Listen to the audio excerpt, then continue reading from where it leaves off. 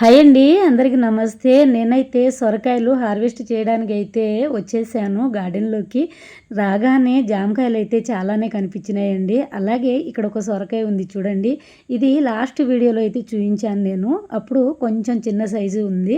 ఇప్పుడు చూడండి ఎంత పెరిగిందో, ఎంత బారుగా ఉందో చూడండి. చూశాను లేత కాయనే అండి. ఎందుకంటే నేను అనుకున్నాను కదా ఇంత పెరిగింది ముదిరిపోతుందేమో అనుకున్నాను. లేదండి, లేతగానే ఉంది. ఇంకా కొన్ని డేస్ అయితే ముదిరిపోతుందేమో అనేసి ఈరోజు అయితే నేను దీన్ని హార్వెస్ట్ అయితే చేస్తున్నాను. చూడండి ఫ్రెండ్స్, అసలు ఎంత పెద్ద కాయనో.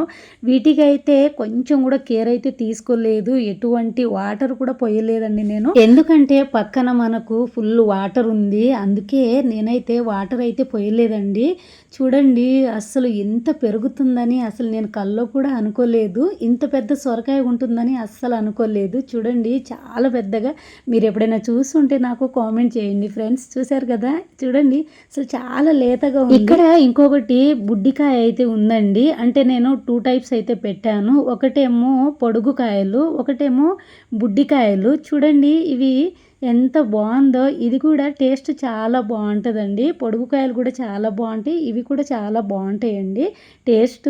చూడండి అసలు నేను ఈరోజు 3 సొరకాయలు అయితే హార్వెస్ట్ చేశాను. అది కూడా నేను పండించాను కాబట్టి చాలా హ్యాపీగా అయితే ఉందండి నాకు. చూడండి 3 సొరకాయలు, అసలు నా కల్లో కూడా అనుకోలేదండి నేను సొరకాయలు ఇంత పెద్ద పెద్ద సొరకాయలు పండిస్తానని.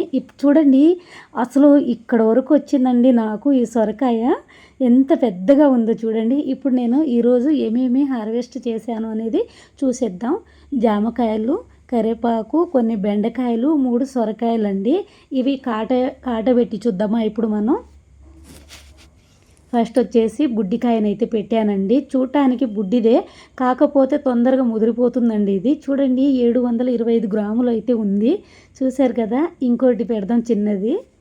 ఇది వచ్చేసి మనకు 955 గ్రాములు ఉందండి ఇది.